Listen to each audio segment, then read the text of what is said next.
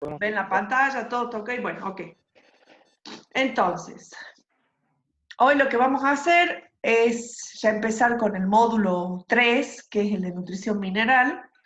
En esta clase lo que vamos a hacer es ver la parte de esencialidad de los nutrientes, vamos a ver la clasificación de macro y de micronutrientes, las deficiencias, vamos a abordar el tema de absorción y transporte de nutrientes y por último vamos a ver cómo es el movimiento de iones a través de una membrana. Uy, ¿y acá qué pasa? Ay, esperen que no puedo pasar. Ahí está. Bueno, entonces, cuando hablamos de nutrición mineral, en la nutrición mineral es el estudio de cómo las plantas adquieren y utilizan los nutrientes minerales. Los minerales son componentes naturales y materialmente individuales de la corteza terrestre y tienen una estructura cristalina. Y fíjense que yo arriba les puse algunas fotos de algunos minerales. Los nutrientes minerales entonces son aquellos elementos adquiridos por las plantas en la forma de iones inorgánicos desde el suelo, donde se encuentran en cantidades variables, y tanto esta variabilidad es tanto espacial como temporal, y están en distintos grados de disponibilidad. Luego de que los nutrientes son absorbidos por las raíces, son movilizados a distintos lugares de la planta, donde son utilizados en la elaboración de estructuras y de compuestos esenciales para el funcionamiento de la planta. Como decíamos, en el suelo hay variabilidad en cuanto a la disponibilidad de estos nutrientes, pero en general están en cantidades finitas o limitadas, y en algunos casos presentan combinaciones que pueden ser desfavorables para las plantas. Las plantas, obviamente, presentan mecanismos que les permiten la adquisición o la provisión de los nutrientes, y estos mecanismos se caracterizan por su elevada selectividad y su alta afinidad con algunos iones, sobre todo o generalmente con los que están más diluidos en el suelo. Y los requerimientos cuantitativos de los nutrientes de una planta no son fijos, obviamente, y van a variar con las condiciones de crecimiento, con la disponibilidad de agua, con la luz y la temperatura, y también con el ciclo ontogénico en el cual se encuentre, o sea, con el estado ontogénico en el cual se encuentran las plantas. Bueno, ¿qué es un elemento esencial? ¿Cuándo es un elemento esencial para la planta? Cuando es indispensable para el crecimiento y el desarrollo de las plantas.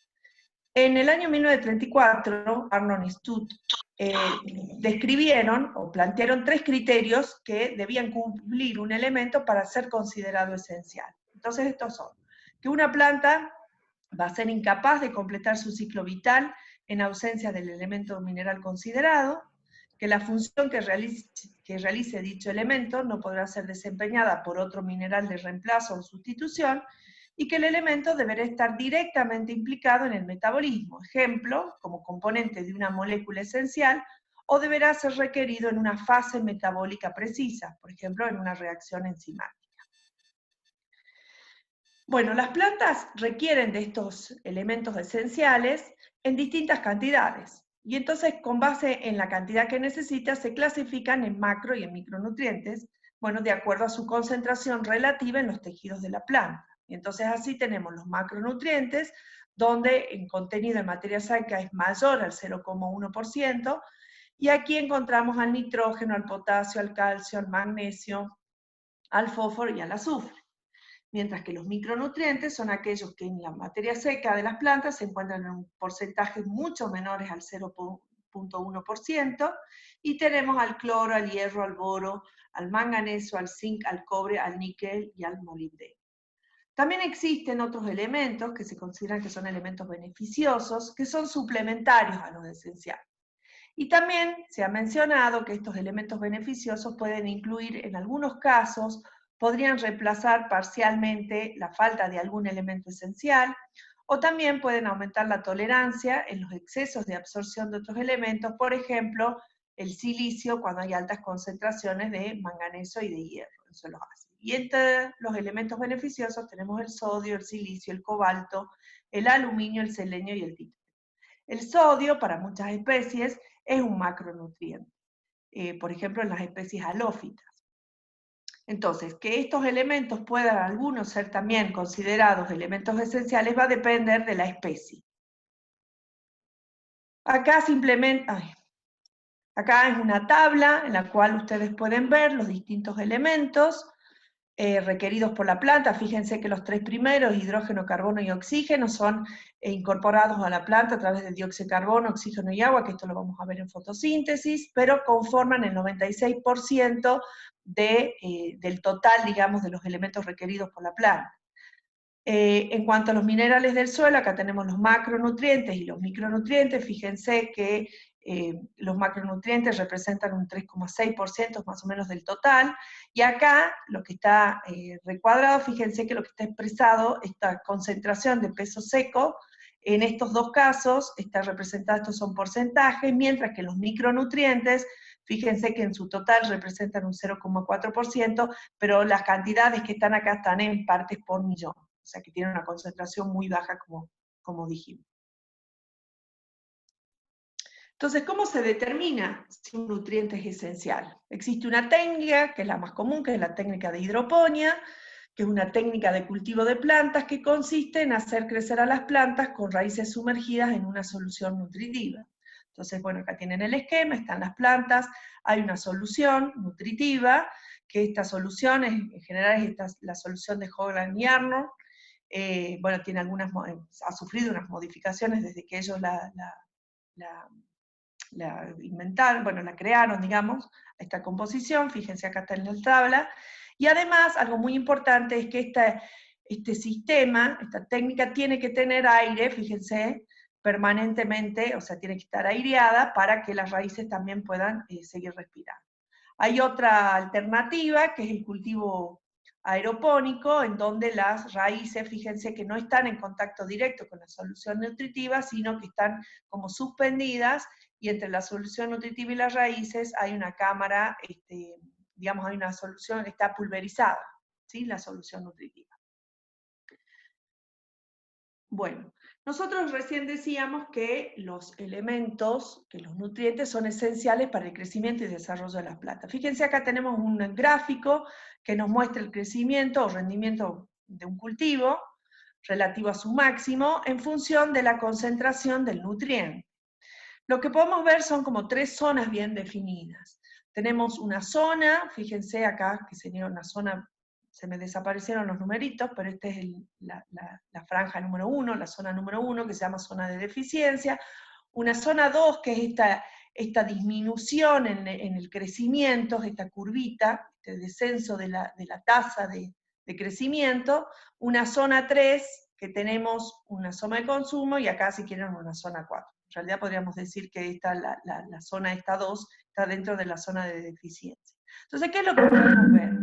Lo que podemos ver es que a medida que va aumentando la concentración de nutrientes en los tejidos, hay un aumento significativo, les diría que inicialmente es desproporcionado, o sea, con pequeñas variaciones en la concentración del nutriente hay un gran crecimiento, ¿sí? Y entonces va aumentando el crecimiento o el rendimiento con el aumento de la concentración. Fíjense que llega un momento a un valor, que es una concentración crítica, un rango crítico, en el cual la tasa de crecimiento comienza a disminuir hasta que ya no aumenta, ¿sí? Y el crecimiento permanece constante aún cuando aumente la concentración de nutrientes.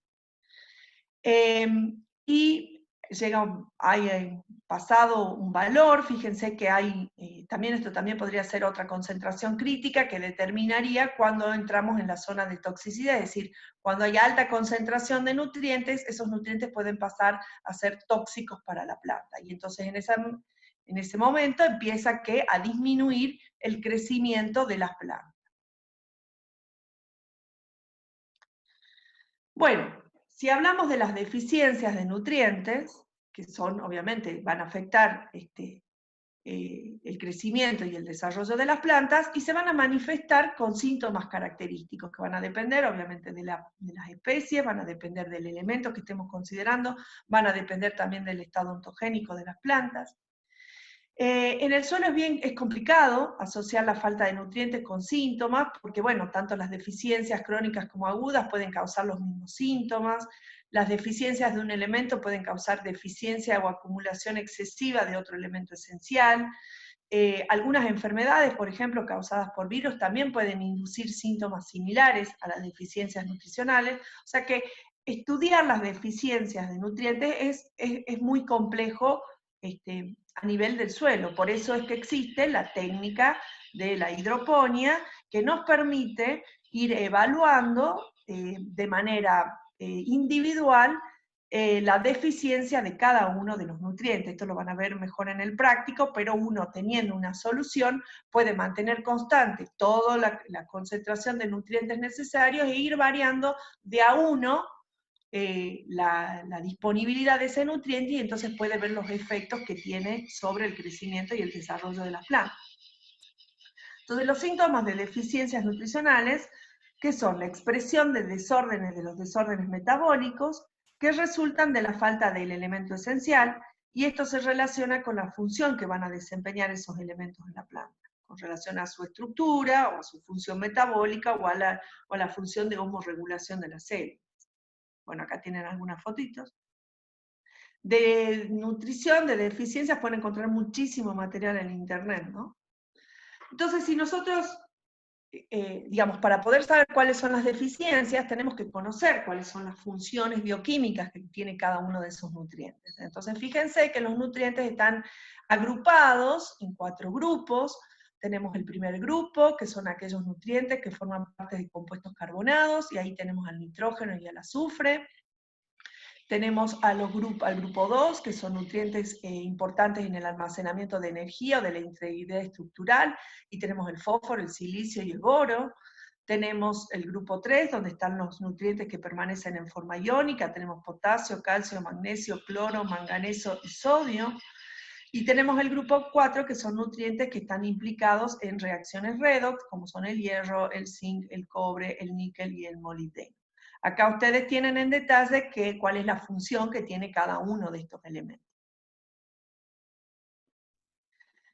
Cuando miramos entonces la deficiencia de nutrientes, esta deficiencia, o sea, los síntomas de deficiencia que nosotros vamos a observar, están relacionados o van a depender en realidad de la movilidad que tenga ese elemento deficitario. Entonces fíjense que acá tenemos una lista de los elementos, si son móviles o si son inmóviles, es decir, si se pueden movilizar en la planta, si pueden, por ejemplo, traslocarse de la hoja, pueden ir a otras hojas o pueden ir a frutos, ¿sí? Si se pueden mover o si son inmóviles.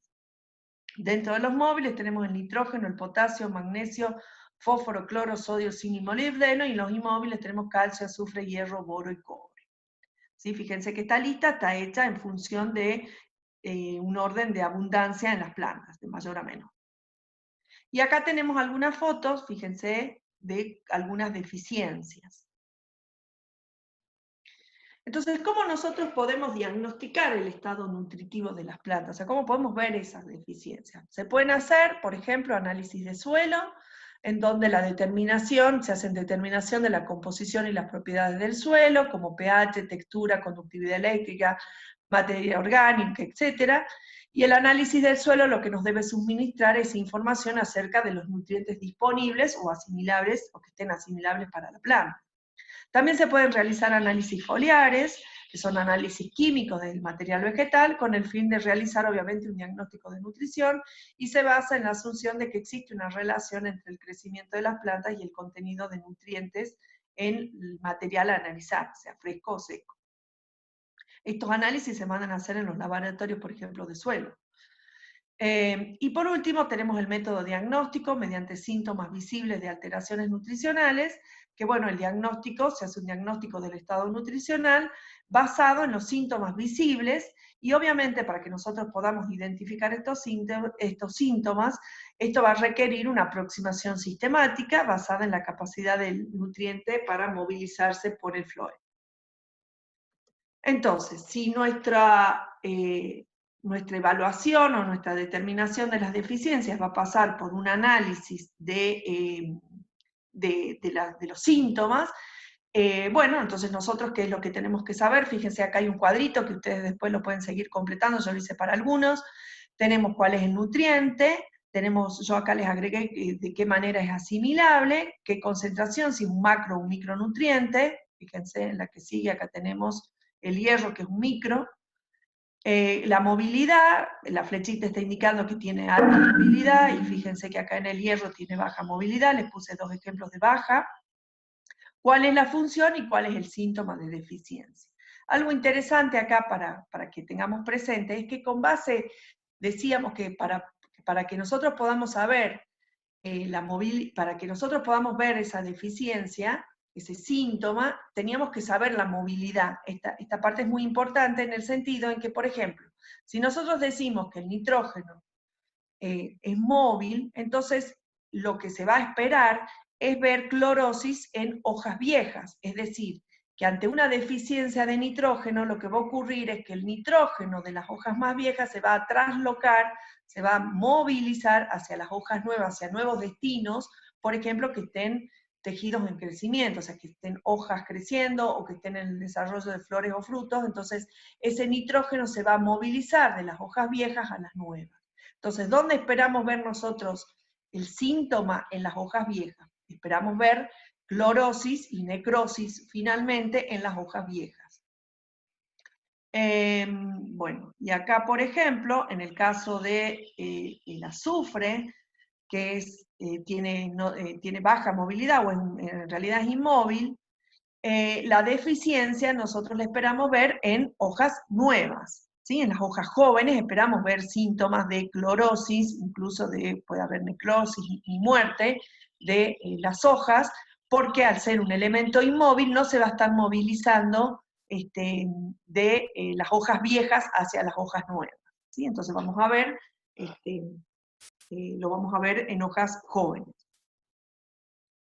Cada uno de esto es un estudio muy complejo, estudiar deficiencias, como les decía, campo también es bien complejo, no es simplemente ir y mirar y decir, uno ve una hoja clorótica y dice, entonces esta tiene deficiencia de nitrógeno, o esta tiene deficiencia de hierro, o esta, ¿sí? Por eso hay que hacer distintos análisis químicos, tanto de hojas como de suelo, para poder saber cuál es el mineral que está deficiente y cuáles son los síntomas que vemos. Pero bueno, yo les recomiendo que ustedes hagan un cuadro de este tipo, lo completen y vayan poniendo cuál es la función y cuál es el síntoma de deficiencia que uno ve.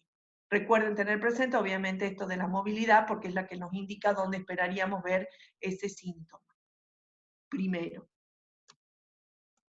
Bueno, ¿cómo se absorben y cómo se transportan los nutrientes en la planta? Entonces los nutrientes son incorporados ¿desde dónde? Desde la solución salina del suelo hasta el interior de la célula. La membrana plasmática es la encargada entonces de permitir la diferencia de concentración de sustancias entre el interior y el exterior de la célula, y el transporte de sustancias vamos a ver que puede ser activo o pasivo.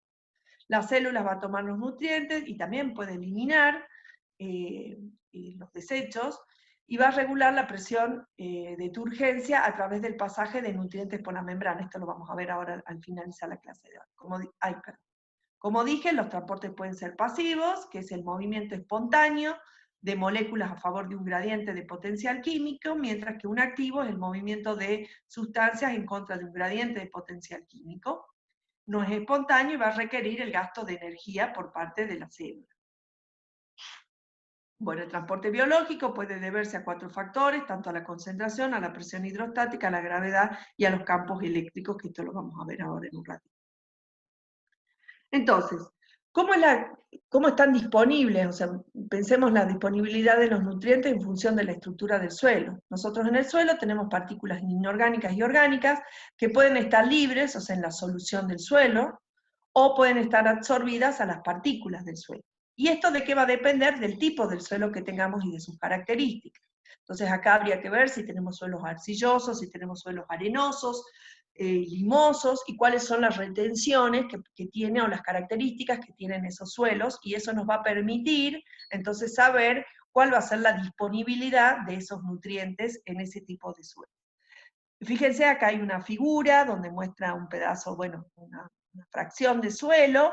En general, el suelo está cargado negativamente, fíjense, las partículas del suelo, y entonces dice que los cationes están absorbidos a estas cargas negativas del suelo, sirven como reserva de nutrientes, no es fácilmente escurrido por drenaje, o sea, no se pierden por drenaje, y hay un intercambio catiónico con otros elementos. Entonces, fíjense, por ejemplo, acá la adición de potasio, acá tenemos el calcio, que está absorbido por las partículas del suelo, y entonces dice que la adición, por ejemplo, de potasio puede hacer que el calcio se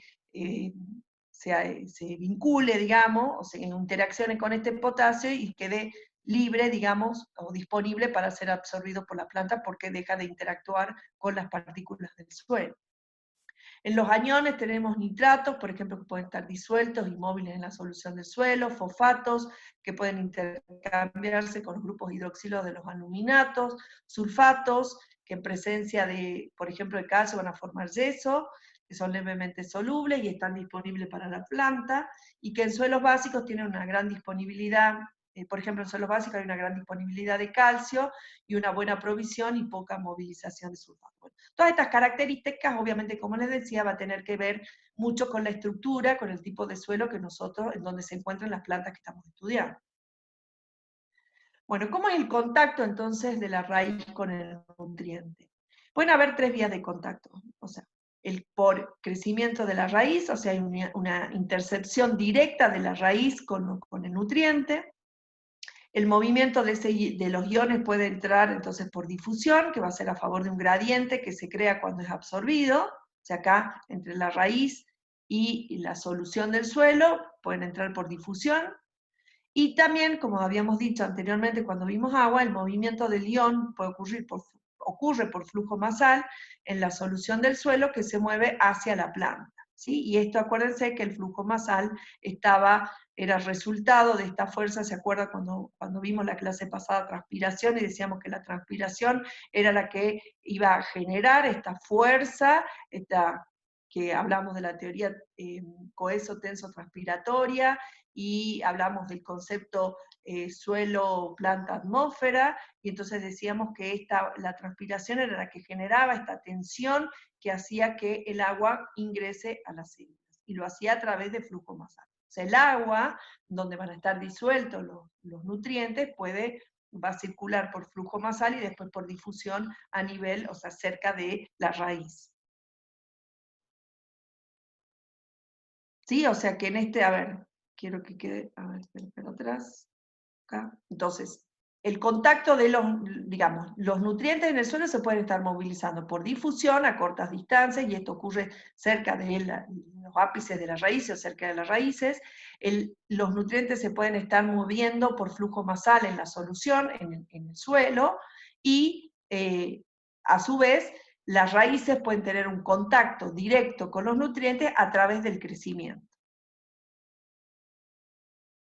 Bueno, miremos acá, tenemos una foto de una raíz, y entonces si nosotros recordamos, acá deberíamos repasar un poco todo lo que es la estructura de las raíces. Fíjense que tenemos en la parte del ápice de la raíz, donde se encuentra la Cophiocalyptra, donde está la zona meristemática y la zona de elongación. Y tenemos una parte inmediatamente superior, que es la zona donde ocurre la máxima absorción de los iones por la raíz. Acá en este esquema, en esta figura, nosotros tenemos la tasa de incorporación, fíjense, del agua, ya que estamos entendiendo que los nutrientes están disueltos en el agua, en función de la distancia del ápice. Y entonces fíjense cómo hay una zona donde es mayor, ¿sí?, la absorción de agua. Fíjense que sería esta zona de acá, se corresponde con esta que estamos indicando, y cuanto más nos alejamos, digamos, del ápice de la raíz, vemos cómo la tasa de incorporación disminuye. En esta parte ya no hay, digamos, las células de la raíz ya están suberizadas. Bueno, entonces, ¿cómo ocurre?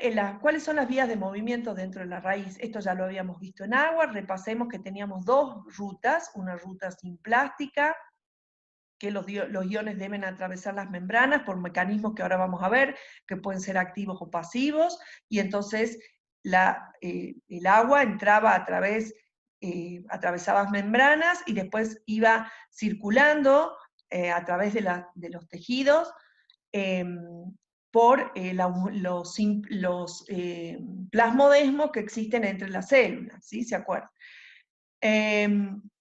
Y la vía apoplástica, que decíamos que era por las paredes celulares y por los espacios aéreos, iba circulando. Acuérdense también de lo que vimos en agua, que nosotros en la raíz, acuérdense que tenemos acá el pelo radicular, tenemos el córtex, y después teníamos el cilindro central, el xilema y el floema.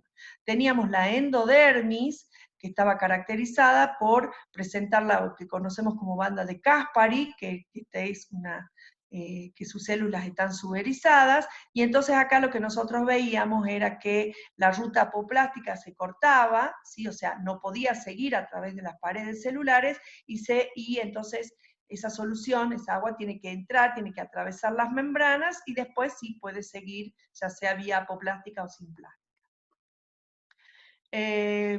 Bueno, entonces los iones, luego de que son transportados activamente desde las células del parénquima que rodean el xilema hacia los conductos del xilema, y después ocurre una carga activa de iones al xilema, ¿sí? Bueno, ¿cuáles son los factores entonces que van a afectar la absorción de los nutrientes? Vamos a tener factores tanto externos como internos.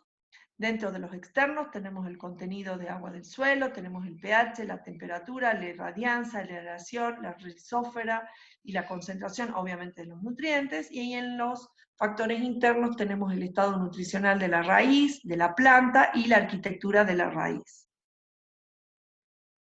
Entonces veamos cómo el contenido de agua afecta la absorción de los nutrientes. Como recién decíamos, bueno, la fase líquida actúa como medio para el movimiento de los iones. O sea, los iones que están alrededor de la raíz pueden intercambiarse directamente, o los iones pueden entrar, como decíamos, a través de flujo masal, a través del agua, ¿sí? O sea, el agua es el medio que permite esa incorporación de iones.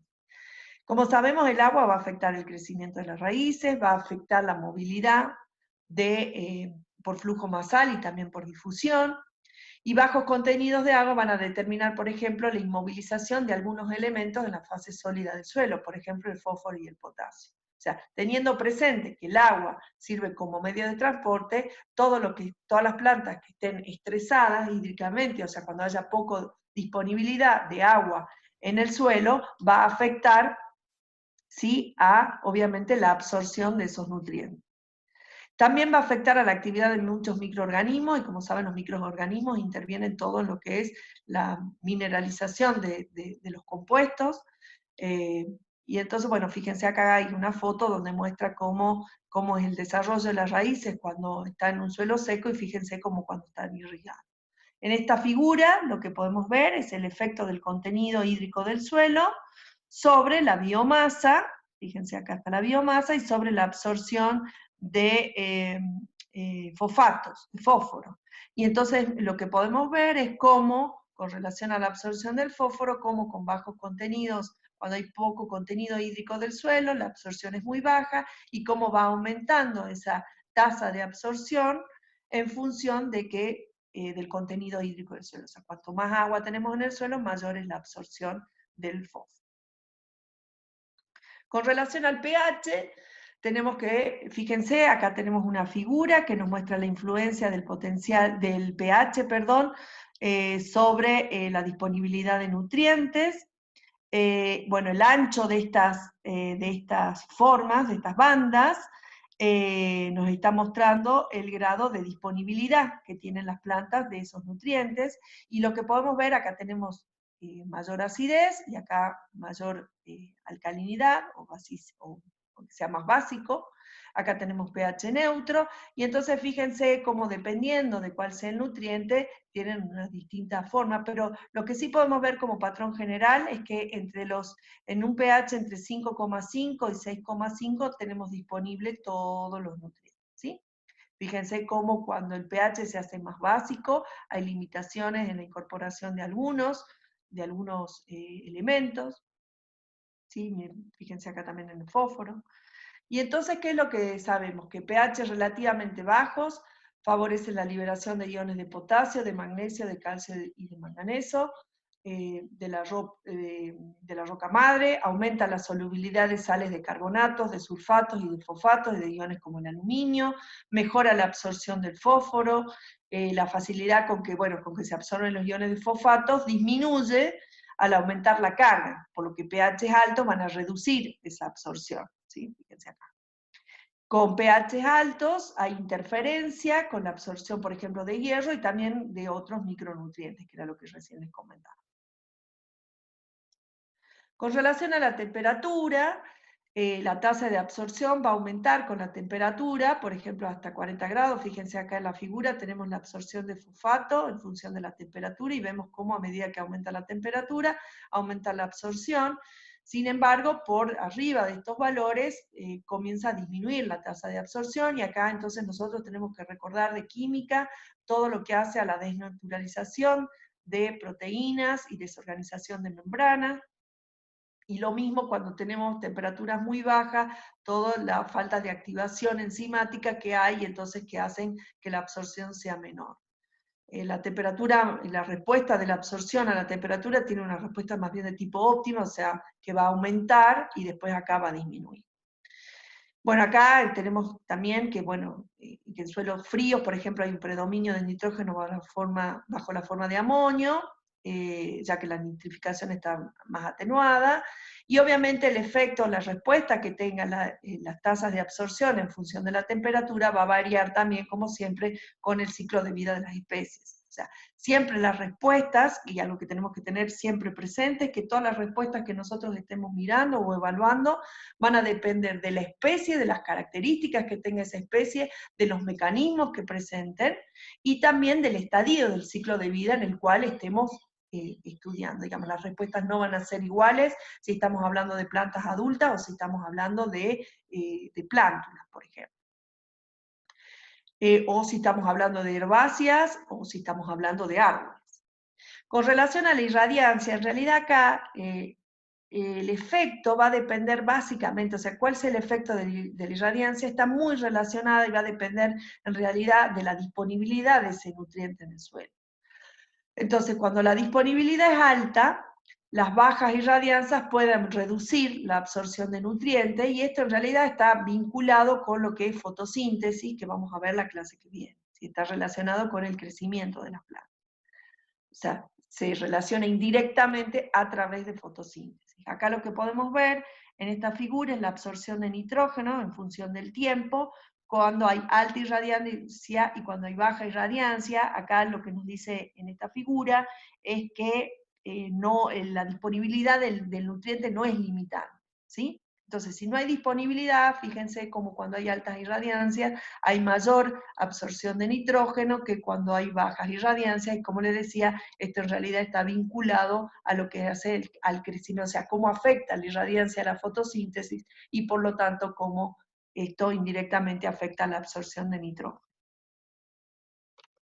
Con relación a la aireación y a la disponibilidad de nutrientes, bueno, con relación a la disponibilidad de nutrientes, obviamente, fíjense que en estos dos casos, en estas dos figuras, nosotros, bueno, primero veamos esto, es esencial obviamente la aireación para la respiración celular, porque es la fuente de energía. Cuando hay, por ejemplo, porcentajes menores al 3% de oxígeno, hay reducciones pronunciadas en la absorción, por ejemplo, eso se ha visto en cebada, pero en el caso de arroz, por ejemplo, acuérdense que en general el cultivo de arroz crece en zonas anegadas, puede continuar hasta valores cercanos del 0% de oxígeno. Entonces, nuevamente, ¿cuál es el efecto de la aireación sobre la absorción de los nutrientes? Va a tener que ver con qué especie estemos trabajando y cuáles son las características de esa especie y cuáles son los mecanismos que tienen para responder ante una menor o mayor aireación. Pero en general, para especies que no están adaptadas a crecer en zonas anegadas, la falta de aireación va a afectar fuertemente la respiración celular. Bueno, por ejemplo, también altos niveles generalizados de nitrógeno reducen, por ejemplo, la ramificación de raíces, y entonces miren en estas figuras, nosotros tenemos acá la tasa de incorporación de potasio en función de la concentración externa de potasio, y lo que podemos ver en este caso es con mayor disponibilidad de oxígeno, y acá en un ambiente con nitrógeno, y entonces fíjense cómo la tasa de incorporación es mayor en el caso cuando hay oxígeno que cuando hay nitrógeno, y el patrón general es, fíjense en este esquema, en esta figura también tenemos lo mismo, pero relacionado con la temperatura. El patrón general es que en función de la disponibilidad de nutrientes siempre va a aumentar, fíjense lo que veíamos en la curva inicial, cómo las tasas de incorporación van a aumentar con la concentración, con la disponibilidad externa de los nutrientes, ¿sí? Sin embargo, fíjense que hay un momento en donde ya se vuelve constante, o sea, por más que aumente la concentración, no hay más incorporación. Y esto lo vamos a ver al final, cómo es que ocurre esto y por qué puede ocurrir, por qué pasa que aún cuando aumentemos la concentración externa ya no haya más incorporación. Entonces acá lo vemos con relación al oxígeno y al nitrógeno, la parte de la aireación. Fíjense acá con relación a la temperatura, cómo la tasa de incorporación va a aumentar con la temperatura, esto que estábamos mirando recién. Y en esta figura lo que estamos viendo es cómo afecta, digamos, a esto, a las ramificaciones. Fíjense que está para el nitrógeno, y entonces cómo cuando disminuye la concentración de nitrógeno, miren cómo es el desarrollo de las raíces, mientras que cuando tenemos en mayores valores de nitrógeno, cómo es el desarrollo de las raíces. Bueno, la rizósfera. La rizósfera es esa zona íntimamente que se encuentra en contacto con la raíz, que se va a diferenciar del resto del suelo. Acá en esta zona es muy importante porque acá es donde realmente es la interacción entre el ambiente biótico y el abiótico, ¿sí? Con las plantas. Hay menos disponibilidad de nutrientes porque esa es en la zona, digamos, donde ocurre la absorción, ¿sí? O también puede existir el exceso. Tiene diferente pH, ¿sí? Ya sea por excreciones, por ejemplo, de la raíz.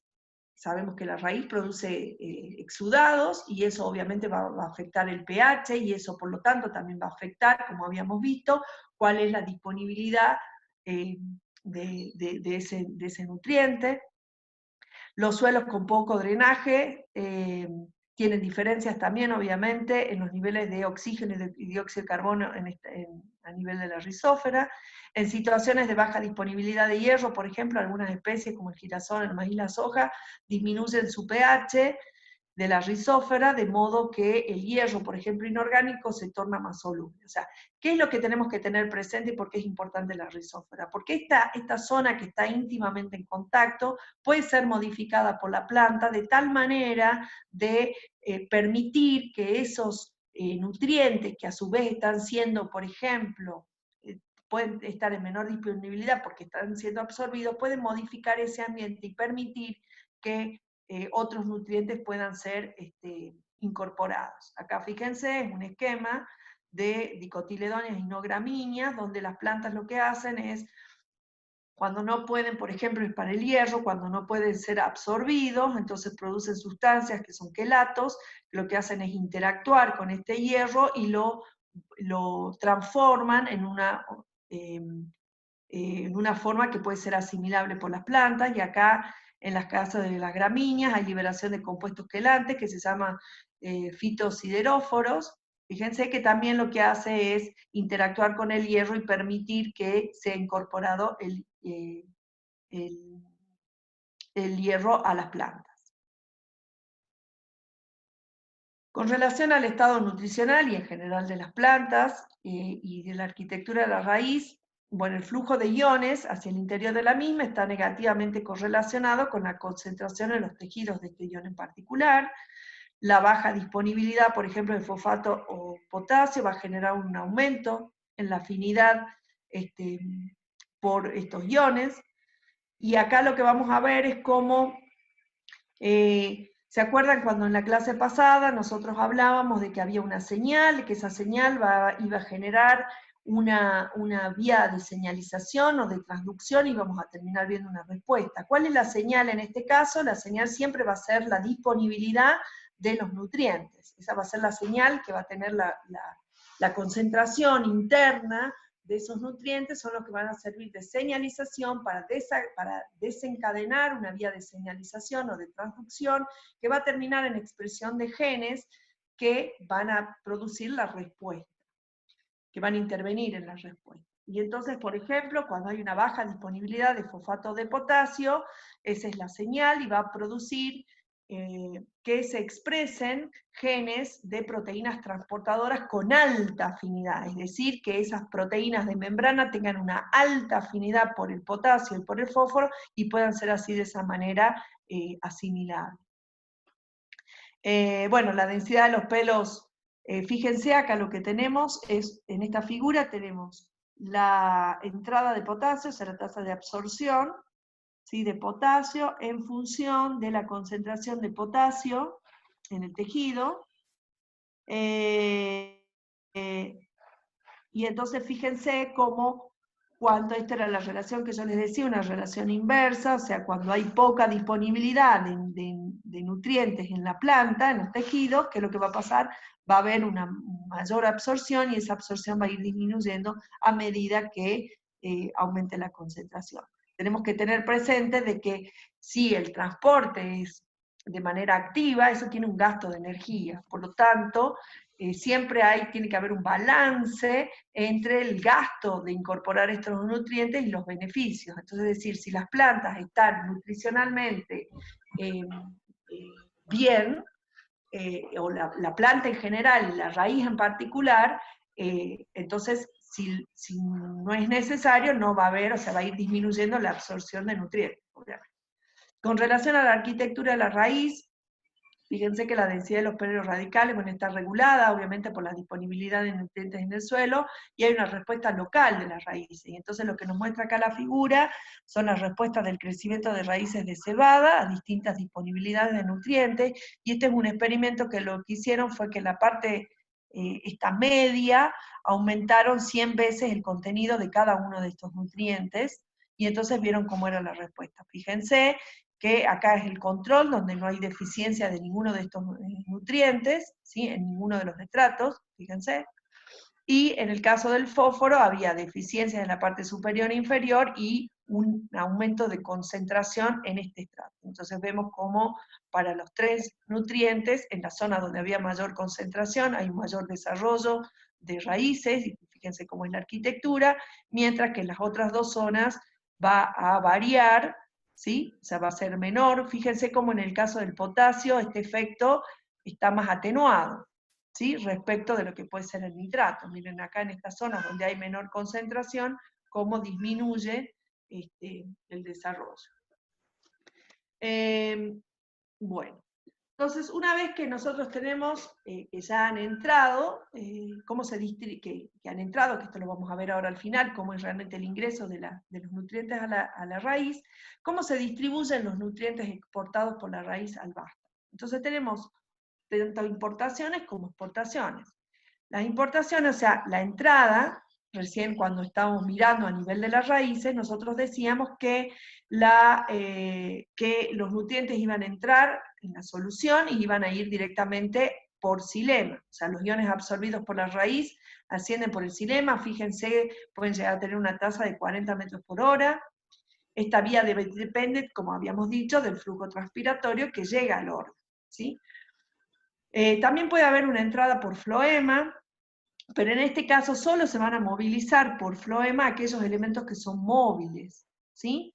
Y están asociados a los hidratos de carbono. Y fíjense que la tasa es mucho menor, es de 0,5 a 1 metro por hora, a 1 metro de movimiento por hora.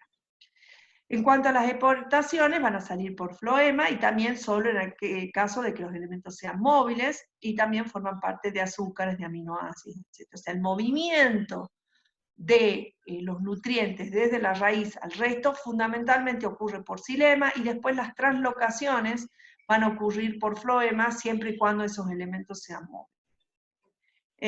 Bueno, muchos de los iones se mueven en el xilema bajo la misma forma en el que se encuentran en la planta, o en el que entran, perdón, a la planta, y otros son metabolizados rápidamente, y el hierro se mueve formando complejos como ácidos orgánicos.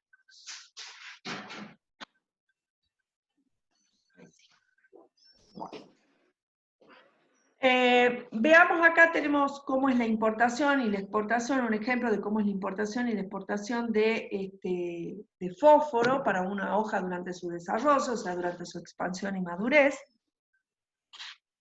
Bueno, los nutrientes que llegan a una planta, a una hoja, perdón, pueden o formar parte de sus estructuras o ingresar en el reservorio de ese elemento que va a intervenir en el metabolismo, o puede ser nuevamente exportado, ¿sí? O se utiliza, o se reserva, o puede volver a salir.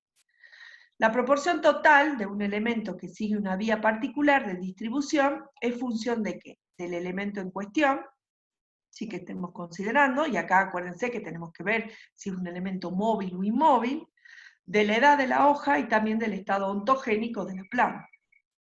Y los órganos en crecimiento, lo que vamos a ver, y esto lo vamos a terminar de ver bien cuando veamos en la clase que viene fotosíntesis, van a estar permanentemente compitiendo por los nutrientes absorbidos.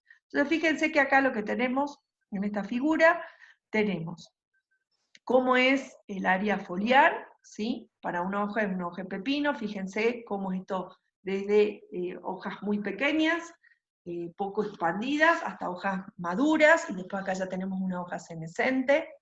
Y entonces fíjense cómo es en función del tiempo, y entonces lo que podemos ver es, y en la parte inferior, ¿sí? Tenemos esto, o sea, el área foliar va a aumentar hacia arriba, y lo que estamos viendo en la parte inferior de este gráfico es la importación y exportación de fósforo, y fíjense que va a aumentar hacia abajo. Y esto está en función de los días, o sea, en cuanto al desarrollo de estas hojas.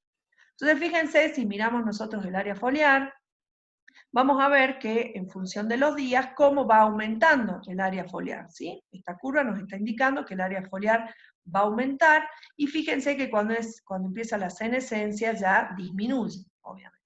Ya no hay inversión en el crecimiento de esta hoja, sino que empieza a senescer. Y acá, acuérdense, cuando veíamos al principio, cuando empieza la senescencia, todos los elementos que sean móviles van a ser traslocados desde estas hojas senescentes hacia nuevas hojas o hacia, por ejemplo, los frutos. Si nosotros miramos cómo es entonces esta dinámica en el fósforo, vamos a ver que inicialmente, cuando está empezando toda la expansión y madurez de las hojas, hay también un aumento en la importación de fósforos a esas hojas, ¿sí? Porque son hojas que están expandiéndose, que están creciendo, y entonces necesitan mucho fósforo. Y entonces fíjense cómo va aumentando, ¿sí? Llega hasta un valor, fíjense que acá, y a partir de este tiempo, ¿qué es lo que ocurre? Acá, en esta etapa, en esta fase, digamos, o en este periodo de tiempo, estas hojas están funcionando como destinos, ¿sí? O sea, están importando, está llegando fósforo de otras partes de la planta. A partir de este momento, fíjense cómo empieza a disminuir la importación de fósforo, ¿sí? O sea, es menos el fósforo que está llegando a estas hojas, hasta un punto, fíjense, donde en realidad ya deja de importar y empieza a exportar. O sea, el fósforo empieza a salir de esas hojas y a traslocarse a otros lugares de la planta, ¿no? Fíjense acá que justamente después de ya, acá está la hoja madura, y ya cuando empieza senescencia, que es lo que habíamos dicho, que todos los nutrientes que sean móviles se van a traslocar de las hojas senescentes, ya sea a hojas nuevas o a otros destinos. Y entonces en este caso, fíjense que estas hojas dejaron de ser destino de estos fósforos para empezar a ser fuente. Esto de fuentes y sumideros que se conoce, lo vamos a reforzar o a ver de nuevo cuando veamos fotosíntesis. Bueno, lo último acá en esta parte es, ustedes también tienen que ver, teníamos que ver nitrógeno, y la importancia que tiene el nitrógeno para las plantas. Esto sobre todo se ve en la parte de agronomía, la importancia que tiene el nitrógeno para la producción vegetal. Y entonces esto tiene que ver todo, por supuesto, con todo lo que son las fertilizaciones. Y también hay que ver la parte de halófitas, o sea, la parte de sales, pero la parte de sales la vamos a ver en la última unidad cuando veamos los estreses. Entonces simplemente acá, como algo general para nitrógeno, tienen el ciclo del nitrógeno, Fíjense que tenemos el nitrógeno atmosférico que va a ser fijado en el suelo, acuérdense por nitrificación, bueno, vamos a tener amoníaco, nitritos, nitratos, que van a ser asimilados por la planta. A su vez, estos nitritos también, estos compuestos nitrogenados pueden ser, a través de la desnitrificación, van a volver a ser incorporados, van a volver a transformarse en nitrógeno atmosférico, y entonces así es el ciclo.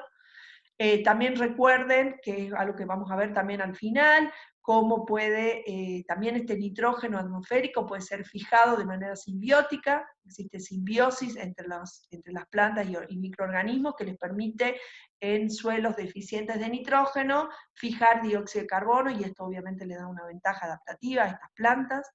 También estas plantas pueden ser obviamente consumidas por otros organismos, y entonces cómo va circulando ese nitrógeno, que a su vez ese nitrógeno puede ser de nuevo restituido al suelo a través de excreciones, o después, una vez que mueren estos organismos por descomposición, también vuelven, lo mismo que las plantas, una vez que mueren las plantas o los animales, esos nutrientes vuelven al suelo, que son nuevamente, a través de otros microorganismos del suelo, van a ser metabolizados, y de esa manera van a volver a quedar disponibles para la asimilación de la planta, o van a volver al ciclo o sea, van a volver al atmósfera.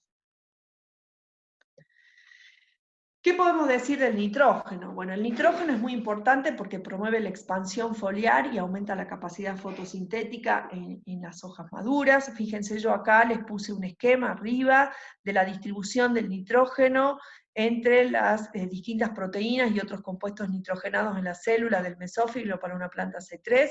Fíjense, forma parte de rubisco, de otras proteínas del estroma, está en fotosistema 1, fotosistema 2, está en otras proteínas de la tilacoide, forma parte obviamente del RNA del cloroplasto, también está componente de otras formas nitrogenadas. Esto, cuando vean las funciones que tiene el nitrógeno, obviamente van a ver lo importante y fundamental que es el nitrógeno para las plantas. Solo en casos de deficiencia severa, la falta de nitrógeno va a reducir, por ejemplo, el número de hojas. O sea, básicamente lo que hace es promover, afectar más la relación tallo-raíz, como vemos acá.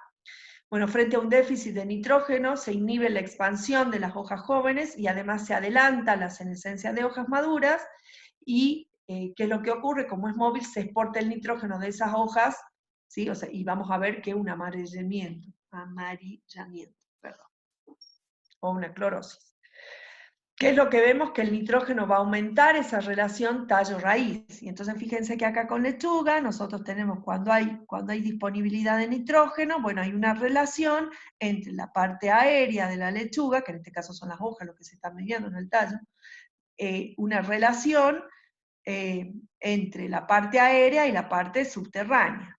Cuando hay baja disponibilidad de nitrógeno, disminuye esa relación, entonces por lo tanto aumenta la cantidad de raíces, ¿sí? O sea, el balance es menos biomasa aérea y mayor biomasa subterránea.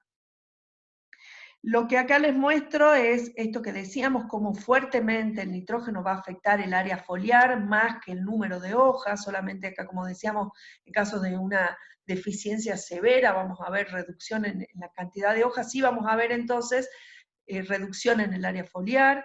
Y entonces acá tenemos una hoja de 20 días para una planta de girasol. En función del tiempo, tenemos área foliar en función del tiempo para distintos tratamientos con distintas concentraciones de nitrógeno. El N1 significa plantas que estuvieron creciendo con baja disponibilidad de nitrógeno, y el N5 plantas que estuvieron creciendo con alta disponibilidad de nitrógeno. Y entonces lo que podemos ver es, en función del tiempo, el patrón general es que con el tiempo, obviamente, lo que veíamos también en el grafiquito anterior, el área foliar va a ir aumentando, ¿sí? Ahora, fíjense cómo esto varía según la disponibilidad de nitrógeno. Cuando hay poco nitrógeno, hay poco desarrollo de área foliar, mientras que cuando hay mucha disponibilidad de nitrógeno, cuando las plantas crecen en ambientes con mayor disponibilidad de nitrógeno, obviamente hay un aumento significativo del área foliar de las hojas. Bueno, Entonces, ya vimos cómo, qué son los nutrientes, cuáles son esenciales, cómo se van a clasificar en función de su concentración, cómo esos nutrientes van a entrar, o sea, que entran por las raíces, cómo se trasloca o cómo se distribuyen o cómo se mueven alrededor de la planta, digamos, a lo largo de la planta, y vimos cómo cuando hay deficiencia de nutrientes, cómo se presentan distintos síntomas que dependiendo de su movilidad nosotros los vamos a identificar, cómo se pueden estudiar las deficiencias de nutrientes. Y entonces lo que vamos a hacer ahora, que es la última parte del tema de hoy, es mirar, entender cómo ocurre el movimiento de iones a través de la membrana, ¿sí? En este contacto de las células de la raíz con los nutrientes. Para que nosotros podamos entender esto, tenemos que tener algunos conceptos, que creo que ya lo vieron también en química, seguramente, en química biológica y en las químicas generales y orgánicas.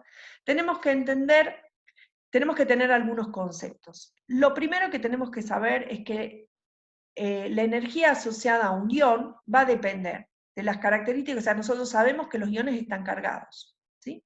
Entonces esa energía que está asociada va a depender de la característica del ion, o sea, va a depender de qué ion nosotros estemos analizando, de la concentración que tengamos de ese ion y de las condiciones eléctricas en donde se encuentra.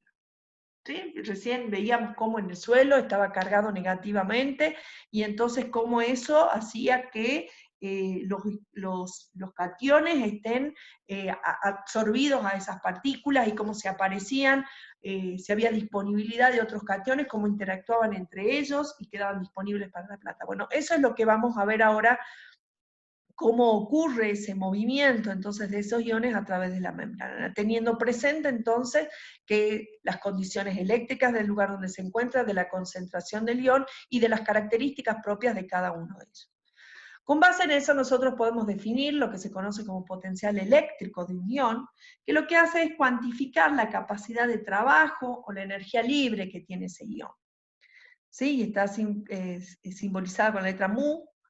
Y entonces tenemos que el potencial eléctrico de un ion va a ser igual a ¿qué? Al potencial eléctrico de ese ion en condiciones estándares, ¿sí? De presión y temperatura, más la constante de los gases, la ecuación general de los gases, por la temperatura absoluta, por el logaritmo de la concentración de ese ion, más Z, que representa la carga del ion, por la constante de Faraday, por lo que es por el campo eléctrico, o el potencial eléctrico del ambiente, del lugar donde se encuentra el ion. Las unidades son Joule por mol, como potencial químico.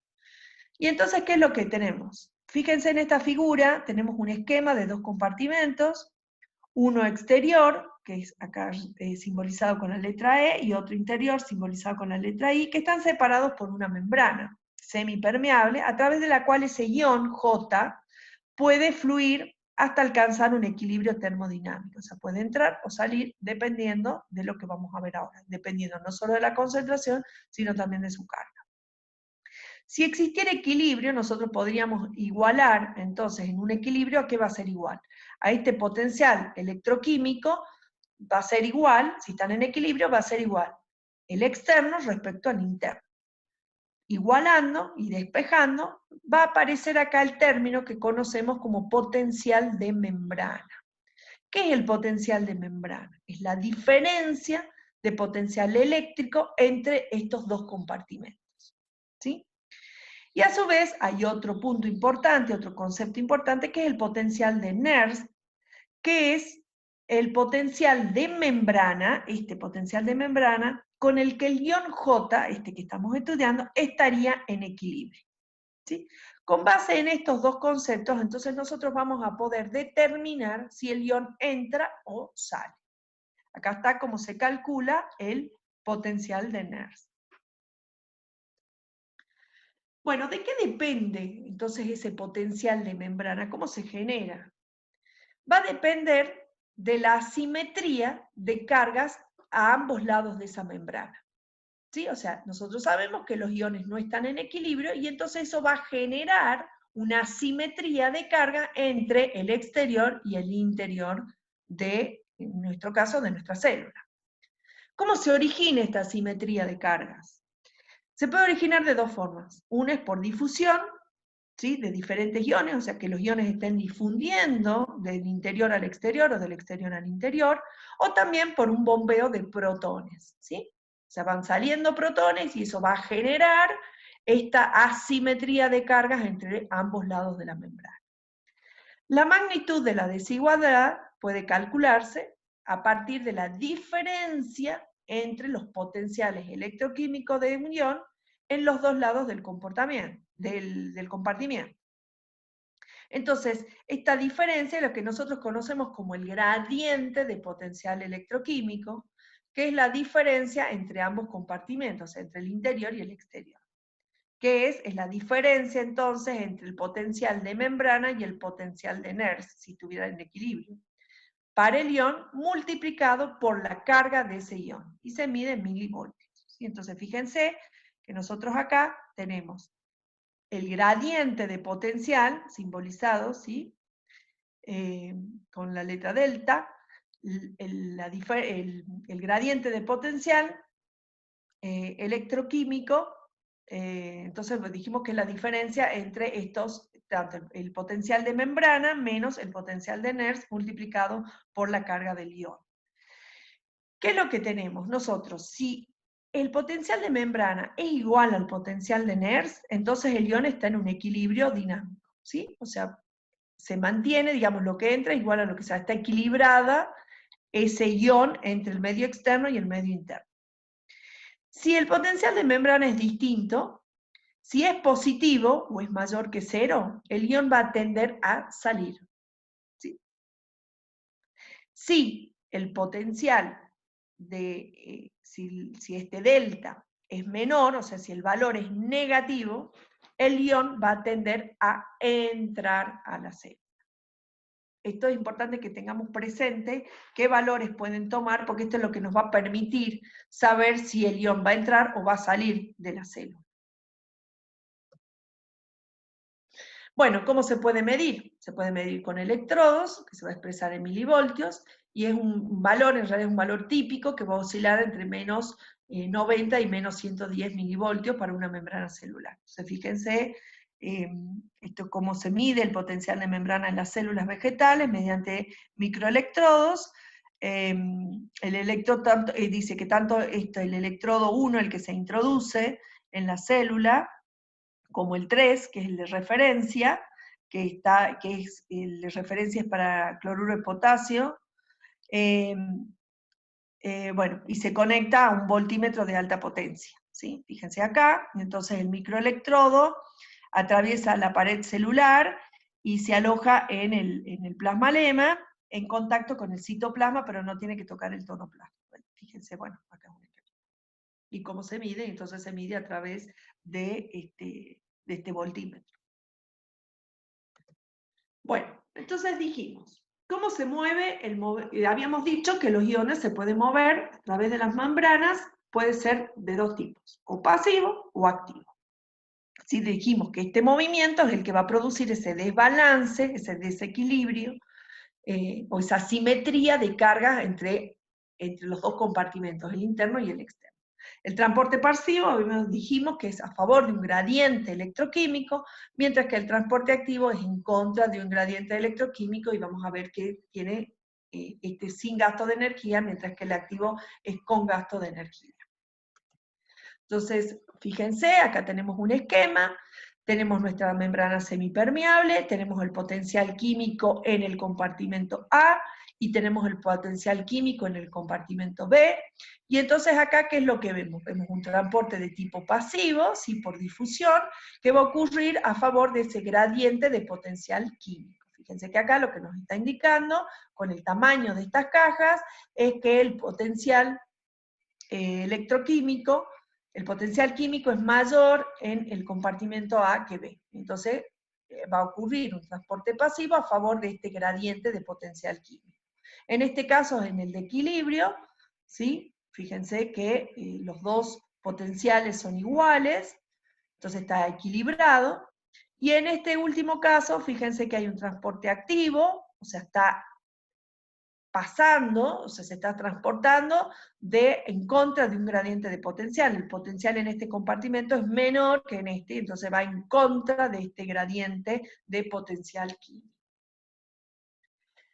Si miramos en este esquema, tenemos cómo es el transporte a través de la membrana, y entonces acá tenemos, fíjense, cómo es la difusión, acá intervienen canales, estamos mirando la molécula transportada, y acá tenemos otras proteínas que son transportadores y las bombas, y entonces vamos a ver ahora cómo ocurre este transporte activo primario o secundario, dependiendo de cómo sea ese pasaje. En estos dos casos, obviamente hay un gasto de energía, mientras que acá no.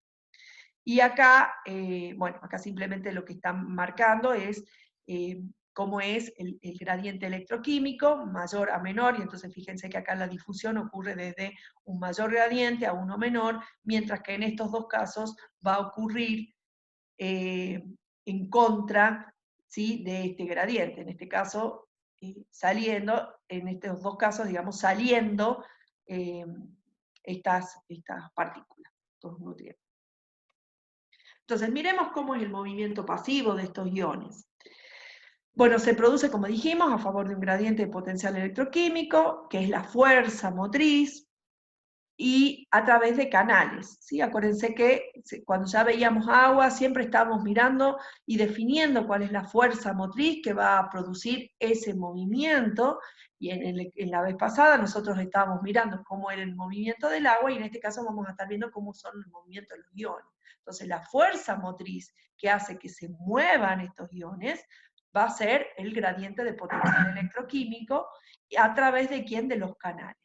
¿Sí? ¿Quiénes van a poner resistencia? ¿Se acuerdan que el flujo dependía de las fuerzas, la fuerza motriz dividida en las resistencias? ¿Quiénes van a ofrecer resistencia? Obviamente la membrana plasmática, y va a disminuir esas resistencias la presencia de canales. ¿Sí? La cantidad de canales y la apertura de esos canales son los que van a disminuir las resistencias y van a permitir que haya mayor flujo.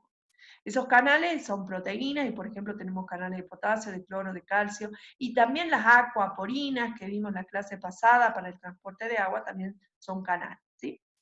Que en ese caso lo que van a hacer es permitir el transporte de agua. Para que un ion se mueva por difusión a través de la membrana, se deben cumplir dos condiciones. Primero, que la fuerza ion motriz debe ser distinta de cero, ¿sí? Y que los canales obviamente estén abiertos. Fíjense, acá hay un esquema de cómo muestra el ingreso, ¿sí?, cuáles son los elementos que pueden entrar y salir a través de canal. Bueno, para entender la fuerza motriz del movimiento pasivo, entonces se deben tener en cuenta que el número de cargas de un lado y del otro de la membrana no tiene que ser el mismo. Es decir, tiene que haber una asimetría en las cargas.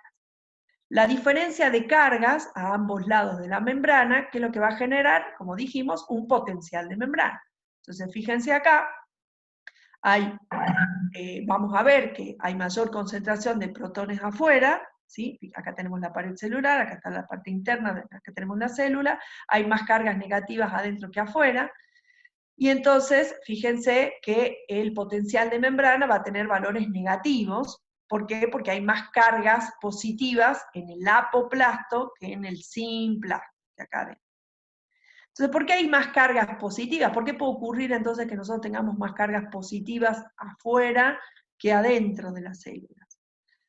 Puede ocurrir esta mayor concentración de protones afuera porque hay bombas que van a excluir o sacar esos protones hacia el apoplasto, y esto lo vamos a ver que es el transporte activo, y entonces esto genera un potencial electrogénico, o también la capacidad de los iones de atravesar la membrana, esto va a depender de la permeabilidad a ese ion, que no es igual para todos los iones. O sea, acá hay un potencial que se llama potencial difusivo, es decir, no todos los iones tienen la misma capacidad, son permeables por esa membrana a pasar con mayor o menor facilidad dentro de la célula. Entonces miremos cómo es ese potencial difusivo. dijimos se va a generar una diferencia de cargas de un lado y del otro de la membrana, o sea, este potencial de membrana, debido a las diferencias en la permeabilidad. Entonces miremos un ejemplo. Nosotros acá tenemos un esquema donde tenemos de un lado, fíjense la parte interna de la célula, acá está el citosol, y acá está la parte del apoplasto, acá tenemos la membrana, acá tenemos los canales, y entonces en una situación inicial, en un tiempo cero, bueno, una cosa acá que nos menciona es que la membrana tiene mayor facilidad, los iones potasio pasan la membrana con mayor facilidad que los cloruros, ¿sí? Esto es lo que estamos hablando con relación a esta permeabilidad, y que siempre tenemos que tener presente cuál es el elemento que estamos estudiando para saber cómo va a ser el movimiento, y donde la permeabilidad es muy importante tener en cuenta. Entonces dice, en el tiempo cero no hay diferencias de carga, pero sí de concentraciones. ¿Por qué no hay diferencia de carga? Fíjense que acá tenemos 3 moléculas de cloro, 3 moléculas de potasio en la parte interna, y del lado externo también tenemos potasio y tenemos cloro. Entonces no hay diferencia de cargas, pero sí hay diferencias de concentraciones. Acá tenemos mayor concentración de cloro y mayor concentración de potasio que en el apoplasto. Entonces, en un tiempo 1, lo que vemos, porque es más permeable, lo que ocurre es que pasa el ion potasio, ¿sí? Pasa al apoplasto, y entonces se genera una diferencia de cargas, ¿sí? Un potencial de membrana. Entonces, al pasar este potasio hacia el apoplasto, al salir, ¿sí? Fíjense que entonces se genera un gradiente electroquímico. Ahora ya las cargas no están igualadas, no hay cargas positivas y negativas igual. ¿Sí? Acá tenemos más cargas positivas, ¿sí? Y menos negativas. Y lo mismo seguimos teniendo este gradiente de concentración que sigue estando en este sentido. ¿Sí? Acá hay mayor concentración y acá hay menor. Pero el gradiente electroquímico ahora va en este sentido. ¿De qué va a depender entonces de que este ion entre o salga a través de estos canales si es que están abiertos? Va a depender de la concentración a un lado y al otro lado de la membrana, y de la interacción de su carga con las cargas que hay a un lado y al otro lado de la membrana. Es decir, la entrada o salida de los iones va a depender no solo de la concentración, sino también de las cargas existentes en ambos compartimentos.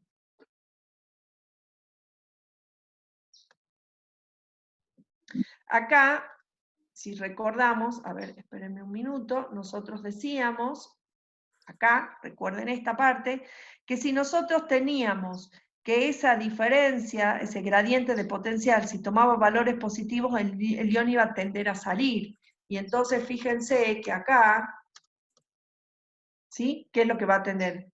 En este gradiente va a tender a salir de nuevo el potasio. Bueno, ¿qué pasa con el transporte activo?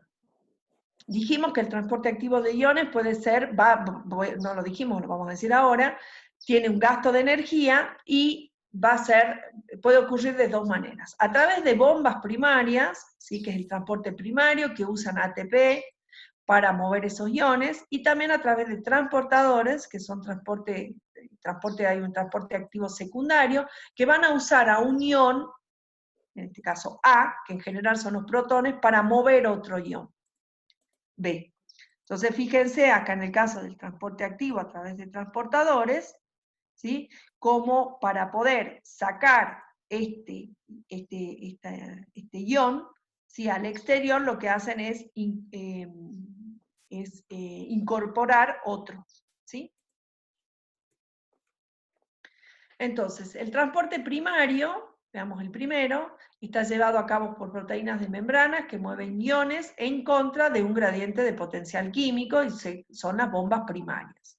Un ejemplo de bombas primarias son las proteón ATPasas de las membranas plasmáticas, que lo que hace es enviar protones del simplasto, o sea, la parte interna, a la parte externa, al apoplasto, en contra de un gradiente electroquímico de los protones. Y para eso utiliza ATP del citosol. Acá fíjense cómo es la estructura de una bomba primaria, y acá tenemos en un esquema, fíjense cómo es, cómo hay, digamos, cómo están funcionando las bombas primarias. En caso del transporte activo secundario, va a ocurrir, dijimos, por transportadores, y puede ser sin porte o antiporte. La energía que va a utilizar estas bombas, estos transportadores, es acumulada por la actividad de las bombas primarias, ¿sí? Y entonces fíjense que en este esquema lo que nosotros tenemos, nos está indicando primero el gradiente. Fíjense que en el citoplasma hay un gradiente electroquímico alto y disminuye hacia el exterior, y para el caso, bueno, y entonces fíjense cómo puede ser.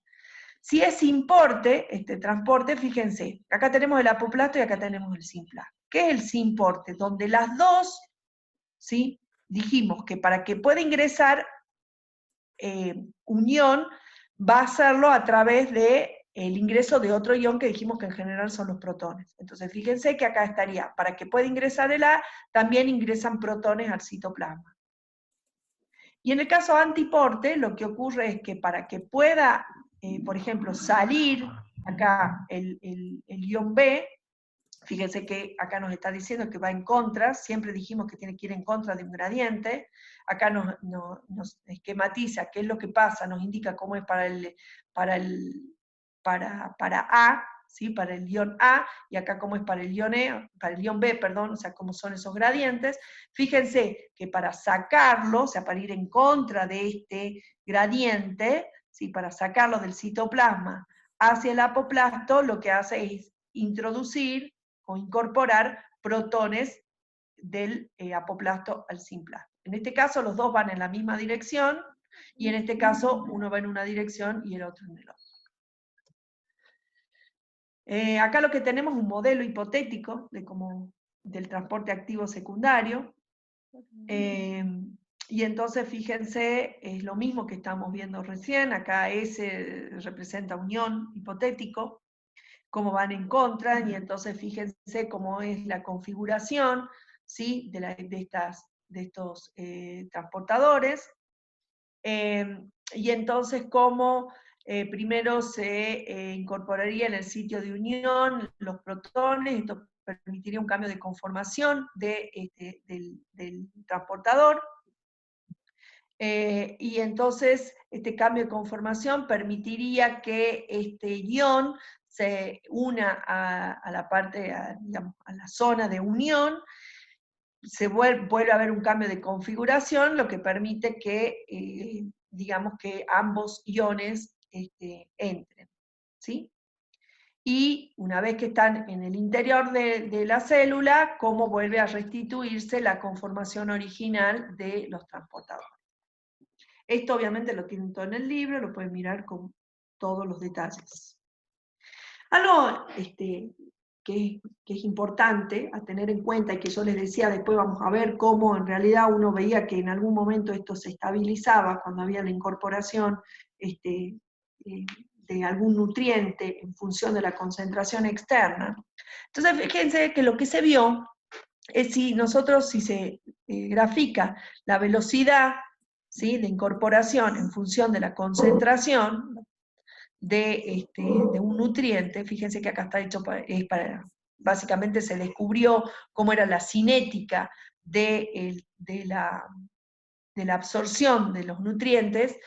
Se lo descubrió en las raíces de cebada. Se vio que presentaban una cinética bifásica, es decir, que iba a depender de la concentración que existiera en el medio. Tenemos un mecanismo de tipo 1, que es el que es cómo responde a bajas concentraciones externas de potasio, y es un mecanismo tipo saturado. Fíjense que entonces acá, a medida que aumenta la concentración de potasio, fíjense a valores todavía muy bajos, cómo aumenta la velocidad de incorporación y en un momento se satura. Al saturarse, fíjense que acá lo que nos está diciendo que este mecanismo 1 es el que corresponde al transporte activo secundario. Y esto tiene que ver con,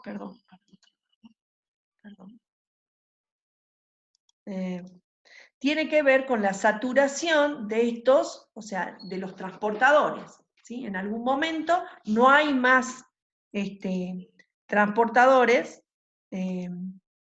disponibles, digamos, no hay más sitios de unión. Entonces, un momento, por más de que aumente la concentración, hay que una saturación de de los transportadores, por lo tanto no puede aumentar la incorporación.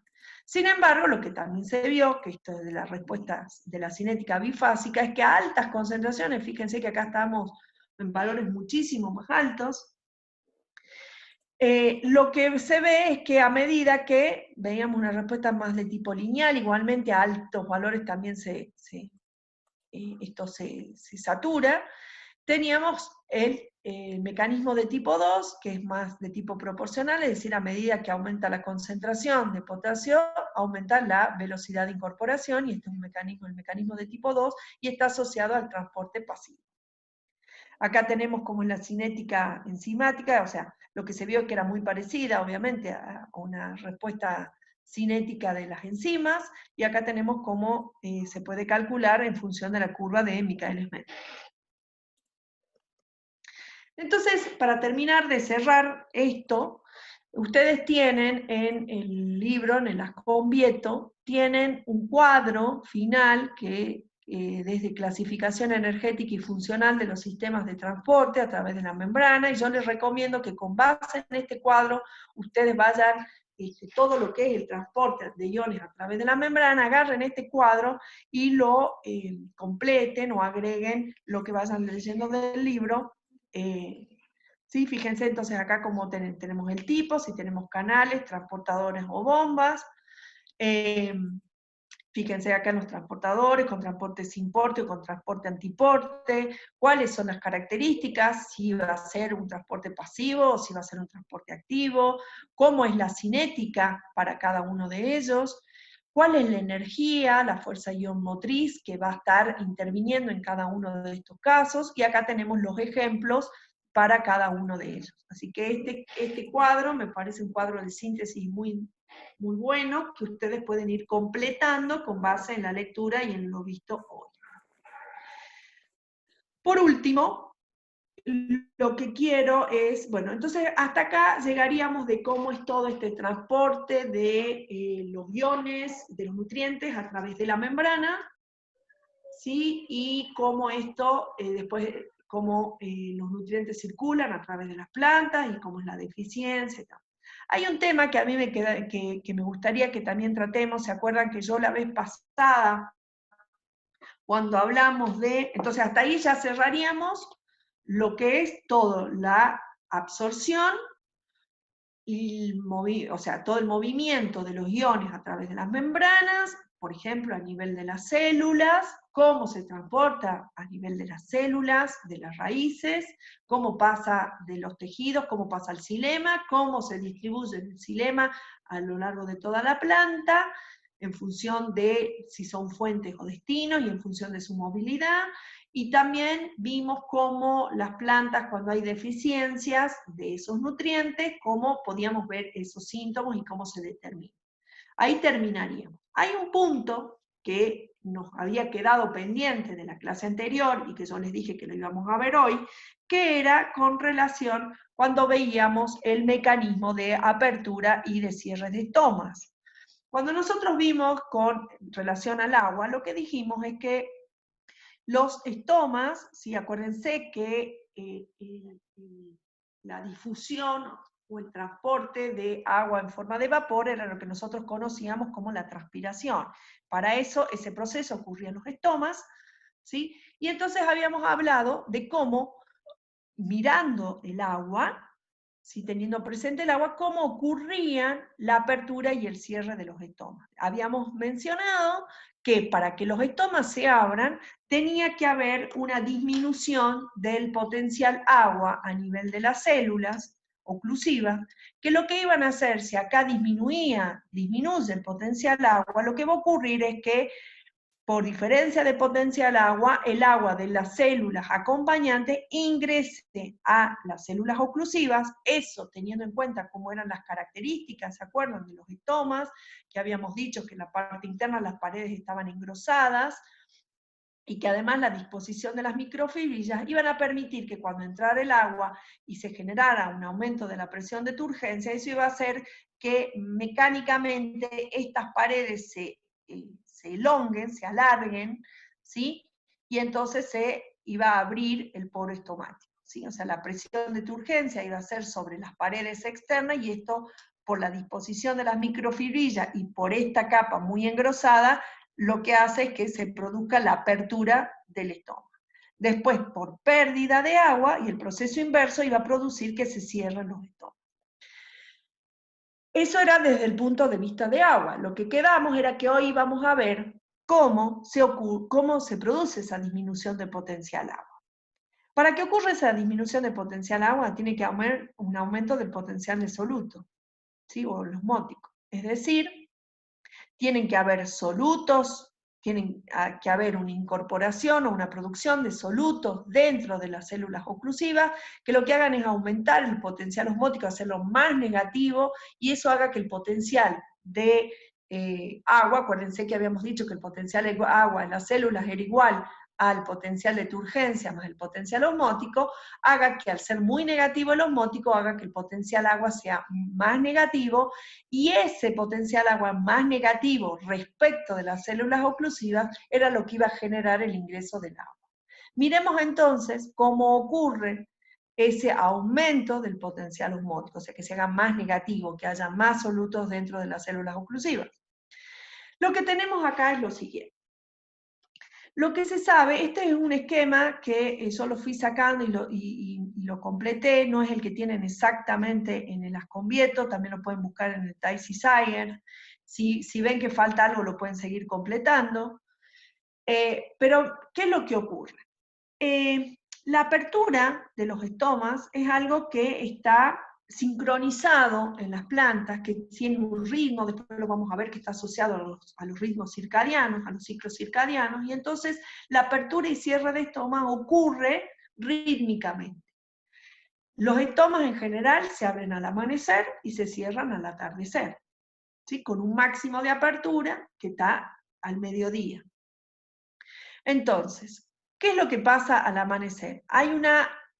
Siempre acá lo que de nuevo, ustedes recuerden, por eso se los di en la primera clase, tenemos una señal, tenemos una vía de transducción, ¿sí? O de señalización que va a terminar en una respuesta. ¿Cuál es nuestra respuesta? La apertura o el cierre de los estomas. ¿Cuáles son las señales que van a recibir esas células?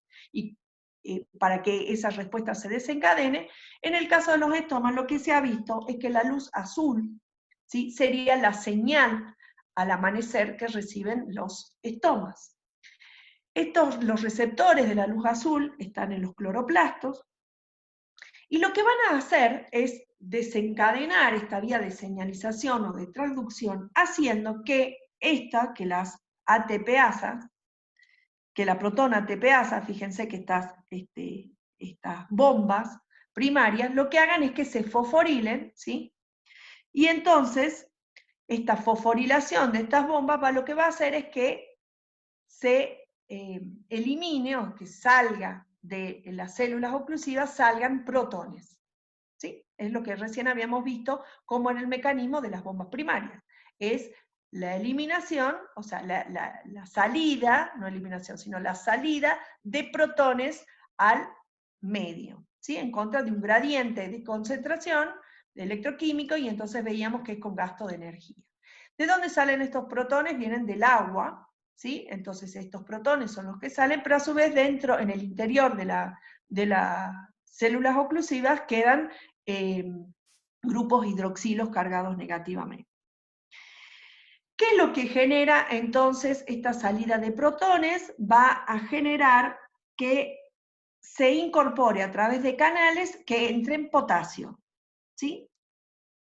Que van a entrar desde las paredes celulares de manera pasiva, van a pasar al interior de la célula, entonces vamos a tener grupos hidroxilos, vamos a tener potasio que va a empezar a entrar a través de canales por difusión, pero lo que se sabe es que estos grupos hidroxilos no van a actuar, digamos, como aniones que estén equilibrando a estos potasios, y entonces aparecen también como aniones, van a aparecer, también van a incorporarse a las células, o sea, van a entrar, fíjense, acá por un mecanismo sin porte, va también a incorporarse cloro, ¿sí? A la célula, va a entrar, y también vamos a ver que hay una producción de malato también proveniente de lo que es el catabolismo del almidón, que después lo vamos a ver.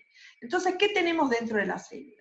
Tenemos un constante bombeo de protones hacia el interior, y fíjense también hacia el exterior y hacia el interior, en este caso, para que puedan entrar los cloros. Entonces tenemos grupos hidroxilos, tenemos potasios que están entrando, y tenemos malato. Fíjense también, acá está la vacuola, como también hay hay ingreso de potasio, también hay producción de malato, y también tenemos todo lo que es las bombas primarias que están en el tono plasma. Entonces, todas estas solutos que ahora tenemos dentro de la vacuola, dentro de la célula y de la vacuola, van a hacer que disminuya el potencial osmótico, y por lo tanto va a disminuir el potencial agua, y lo que va a hacer entonces es que el agua que tiene, pues se va a generar un gradiente de potencial agua, permitiendo que el agua ingrese a la célula y ocurra lo que ya explicamos, ¿sí? O sea, que se abran los estómagos. Bueno, a su vez, estos canales de potasio también van a estar abiertos en respuesta digamos, obviamente, todo este intercambio de cationes y de aniones, lo que van a estar haciendo también es modificando el pH de las células oclusivas. Y entonces, que los canales potasios estén más abiertos, que estén abiertos o cerrados, van a estar también, ¿cuál va a ser la señal que va a hacer? O sea, una vez que está abierto, nosotros dijimos va a entrar el agua, ¿sí? Se va a abrir el poro. ¿Cómo ocurre entonces el cierre? ¿Cuáles son las señales que tenemos para el cierre de estómago? Nuevamente vamos a tener unas señales que son el ácido abscísico, que ya lo vamos a ver más adelante, que es una hormona. Este ácido abscísico puede ser producido en las células de la hoja, pero en general viene traslocado desde raíz. Acuérdense que, bueno, después cuando veamos el ácido abscísico, y vamos a adentrarnos un poquito más también en ver cómo ocurre esto, pero lo que está haciendo el ABA, esta hormona, es básicamente hacer que se cierren los estomas, y cuando hay una señal a nivel de las raíces de baja disponibilidad de agua, si sigue ocurriendo transpiración, va a haber un desbalance, va a haber un estrés hídrico en las plantas. Entonces, el ABA es la señalización que va a generar que a nivel de los estomas se cierren, ¿sí? Porque hay un déficit de agua.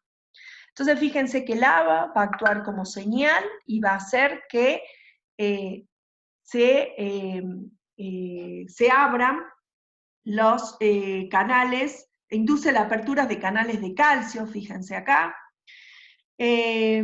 tanto de la membrana celular, como de las vacuolas, como de los retículos endoplasmáticos, y eso lo que va a permitir entonces un ingreso de calcio a la célula, de forma pasiva, y eso va a aumentar entonces la concentración de calcio dentro de las células oclusivas, se va a alcalinizar, o sea, va a aumentar el pH, y eso lo que va a hacer es generar una vía de señalización que va a activar enzimas que van a inducir la salida de los iones potasio hacia el exterior. ¿Sí? Y también, sí, de iones potasio fundamentalmente. También, bueno, y entonces, una vez que digamos, que estas cargas que estaban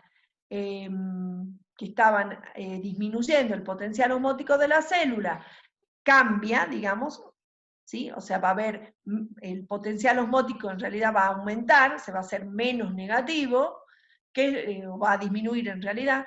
¿Qué es lo que va a ocurrir? El agua va a seguir el proceso inverso, es decir, el agua que estaba adentro generando una presión sobre las paredes, al hacerse menos negativo el potencial agua por la salida de solutos, lo que va a ocurrir es que el agua, o sea, que se genere un gradiente hídrico a favor de las células acompañantes, es decir, que, o sea, las células acompañantes van a tener mayor concentración de solutos, y lo que va a hacer es que el agua salga de las células oclusivas a las células acompañantes, ¿sí? Y entonces de esa manera, al perder turgencia las células oclusivas, se van a cerrar los estómagos. Algo interesante y que tienen que recordar es que las células oclusivas no tienen plasmodesmo, y eso es lo que le permite a la célula que las concentraciones de las concentraciones de solutos no puedan ser equilibradas a través de difusiones por los plasmodesmos. ¿Sí? O sea, sí o sí quien está mediando en el intercambio de iones es la membrana a través de lo que recién vimos, que son las vías de transporte pasivas o activas, que van a hacer que aumente la concentración de solutos en el interior o en el exterior, y de esa manera se produzca esas diferencias de potenciales agua que van a permitir que ingrese el agua. Entonces la respuesta final, acá como inducción del ácido abscísico, y el calcio también está como una señal, van a ser la concentración de calcio como una señal, también van a hacer entonces que esa sea la señal, que se haga toda una transducción de enzimas que están involucradas en la salida de los potasios, y entonces de esa manera se va a cerrar los estomas. Bueno, listo entonces. Creo que hasta acá.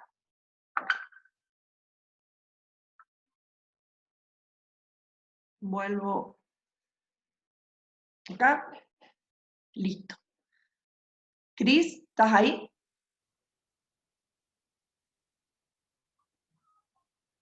No está la Cris. Bueno, consultas, preguntas, ¿entendieron más o menos el tema? Piensen que esto de nutriente es complejo, ¿sí? Sobre todo la parte de los potenciales de membrana, el potencial de NERS, cómo se calcula, cómo se sabe si el ion va a entrar o va a salir. Es complejo, pero bueno, traté de la manera más sencilla de contárselos, igual como yo les decía, tienen que, por eso les decía que utilicen ese cuadro final para lo que es el movimiento de iones, para ir completándolo. O sea, no dejen, por favor, acuérdense, y se lo voy a repetir todas las clases, esta es una clase que en realidad es un tema muy largo, una unidad entera, ¿sí?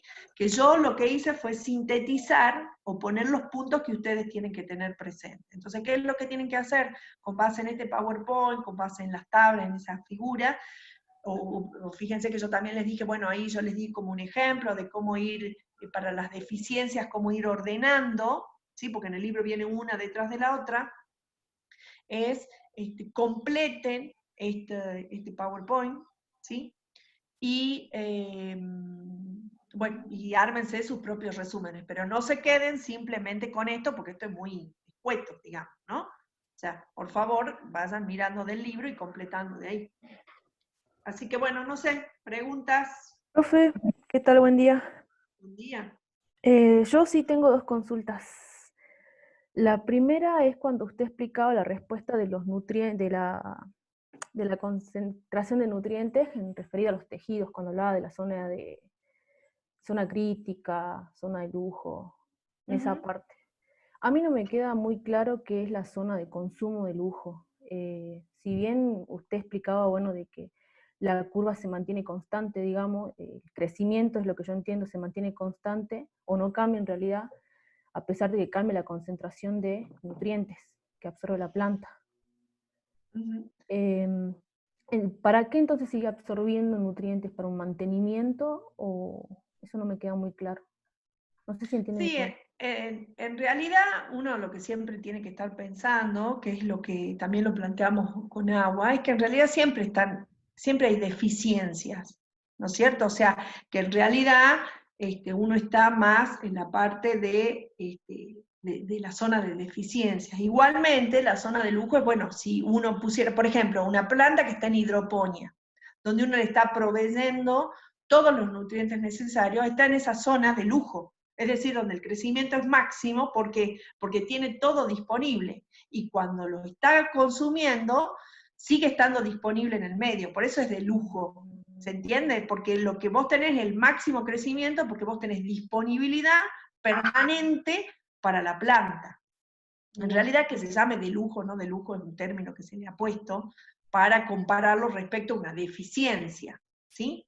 O sea, deficiencia, ustedes siempre tienen que pensar que en la naturaleza siempre hay deficiencias, tanto de agua como de nutrientes, ¿sí o no? En el campo, digamos. Sí. ¿Quiénes controlan eso? Los agrónomos. Las fertilizaciones, que son puntos fundamentales, esta unidad es fundamental para agronomía, ¿sí? Porque cómo cómo los agrónomos tienen que saber cómo es el ingreso, cómo son los nutrientes, cuáles están disponibles, cuáles son las características del suelo, cómo afecta la fertilización, cómo la excesiva fertilización puede pasar a ser tóxica en algún momento, cómo tiene que ver esa fertilización, esa interacción con el suelo. Todo eso que tienen que ver los agrónomos, los únicos que manejan la fertilidad de un suelo son los agrónomos. Pero si nosotros salimos al campo, ¿sí?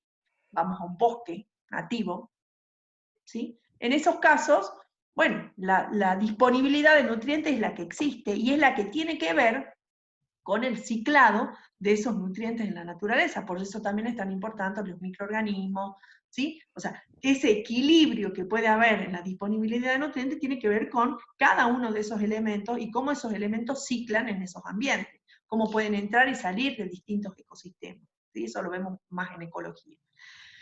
Pero, por ejemplo, para los que son de recursos naturales, también es muy importante saber esto si ustedes quieren manejar un bosque o una pastura, por ejemplo, ¿no? Entonces, si lo quieren manejar, no es menor que ustedes tienen que saber o tienen que hacer un análisis del suelo para saber qué nutrientes hay disponibles y cómo van a manejar eso, o sea, cómo van a responder las plantas o los sistemas que ustedes están estudiando en función de esa disponibilidad.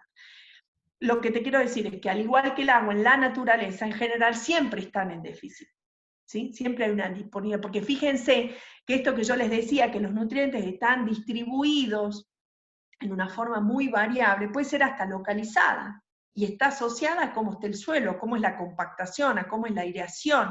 Si ustedes miran después en agua, van a ver que hay como unos esquemitas donde los poros de aire pueden, dependiendo del suelo, pueden estar digamos, los espacios entre las partículas del suelo, dependiendo del tipo de suelo, pueden estar llenos de aire, pueden estar con solución de agua, con nutrientes, y entonces todo eso complejiza este sistema. Y puede haber parches de nutrientes, ¿sí? Por eso es que también es muy importante el crecimiento de las raíces, que a través del crecimiento es como que van entrando, van, si se quiere decir, como buscando el agua. ¿Sí? O sea, van buscando el agua, pero también los nutrientes que vienen asociados al agua. Por eso el agua está tan asociada a los nutrientes, porque en realidad la forma principal de ingreso de los nutrientes en las plantas es a través del flujo de agua.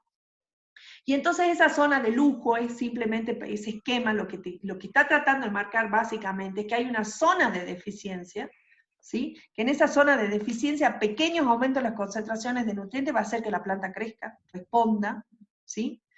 Y tenés después, fíjate que en el otro extremo hay una zona de excesos, donde cuando aumentan demasiadas las concentraciones también pueden ser perjudiciales para la planta.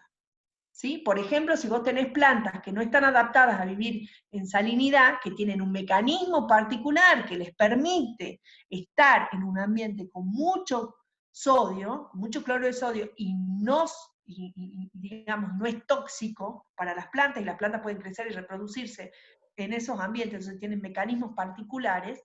Una planta que no tenga esos mecanismos, ¿qué va a pasar si uno lo pone en un ambiente salino? Se va a terminar muriendo porque es tóxico. ¿Sí? Y en la parte del medio, simplemente lo que está simplificando es que hay una cantidad de nutrientes, ¿sí? Que son justamente los que están en la hidroponía, que son los que permiten tener el máximo crecimiento. Eso es como lo que se denomina consumo de lujo. De lujo, ¿por qué? Porque están todos. ¿Sí? Sí, profe, listo. Profe, y una segunda consulta. Cuando usted explicaba la parte del transporte activo, yo entiendo que todo, nosotros lo estudiamos por parte y que todo ocurre junto, digamos, en las células, pero sí o sí para que haya transporte secundario tiene que haber primario, porque como usted explicó de que la fuerza motriz la da el transporte primario, en esa parte como que no me quedó muy clara, digamos. Lo que uno tiene que pensar es que, fíjate ahí al final cuando estamos en la de la célula oclusiva, ¿sí? Ajá, Son sí. todos transportes, como vos decís, que están ocurriendo en forma simultánea. Esto de que nosotros pensemos que los nutrientes, ¿sí? O que los elementos están cargados y que a su vez hay diferencias de concentración, hace que permanentemente la célula se está ajustando osmóticamente. ¿Sí? Todo Sí. el tiempo está ingresando y saliendo por estas dos características que tienen los iones, de estar cargados y además están en distintas concentraciones, van haciendo que permanentemente estén funcionando todos los mecanismos pasivos y activos, y obviamente, digamos, los dos tipos. ¿De qué va a depender que funcione más uno y otro? De que esté preponderando un tipo de mecanismo, o sea por transportadores, o sea de bomba, o sea, los de bomba, o sea, digamos, ¿de qué va a depender eso? Va a depender, por ejemplo, de la cantidad de bombas, de que estén activas, de que haya expresión de genes que están involucradas en en la síntesis de esas proteínas. ¿Se acuerdan que yo en algún lugar les mostré cómo cuando hay deficiencia, creo que era de nitrógeno y de potasio, lo que hacía esa señal era inducir que se expresen genes de transportadores de alta afinidad, porque cuando ustedes lo lean van a ver que hay transportadores de alta afinidad y de baja afinidad. Cuando hay una deficiencia, hay esa señal de deficiencia, lo que hace es hacer que se expresen genes que van a sintetizar, que van a codificar para que se formen esas proteínas que son transportadores de alta afinidad, o sea que tengan una alta afinidad por capturar esos iones que están en poca concentración. ¿Se entiende? Entonces, siempre todo el tiempo uno tiene que estar pensando que esto está ocurriendo en forma simultánea, que están operando distintas cosas y que va a depender de distintas variables. ¿Sí? Fíjense que ahí veíamos cuáles son los factores externos e internos que afectan a que haya la absorción. El estado hídrico, por ejemplo, es fundamental. Entonces, cómo esté el estado hídrico también va a ser de que estén todos esos mecanismos operando de tal manera que puedan entrar o salir o equilibrarse, ¿sí? Pero te diría que sí, que están operando todos en distintos, que va a depender obviamente de qué es lo que estemos mirando. ¿Se acuerdan también cuando veíamos en agua que yo les decía, hay que estar mirando cada parte de ese sistema, o sea, dónde estamos analizando? Y entonces en función de esa parte de ese sistema, mirar cuáles son las fuerzas, qué es lo que está operando, para dónde va a entrar, para dónde va a salir, cuál es quizás el mecanismo preponderante, quizás está preponderando un mecanismo pasivo más que un activo. Pero bueno, lo que hay que mirar es como el balance e ir analizando qué es lo que estamos mirando y qué es lo que puede ocurrir. Por eso yo les mostraba y les decía, cuando vimos agua, que yo les quería contar hoy, fuera ya, digamos, de lo que es absorción y transporte de nutrientes por raíces y todo lo que es planta, les quería contar aparte lo de los estomas, porque es un lindo sistema para mirar cómo están operando los canales, las bombas y los transportadores en forma simultánea para que ocurra ¿qué? Para que la respuesta final sea ¿cuál? El ingreso de agua y la apertura de los estomas. Listo, profe, muchas gracias. De nada.